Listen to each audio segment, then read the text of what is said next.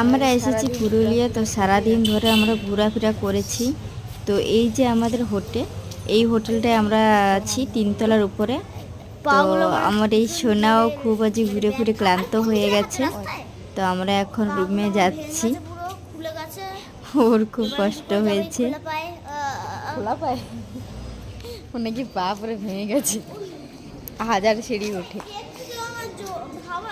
কেউ আমাকে একটু দেখো এরকম করলো, আমি তবেই পড়ে যাবো। কি আমার খুব লেগেছে, মানে ব্যথা।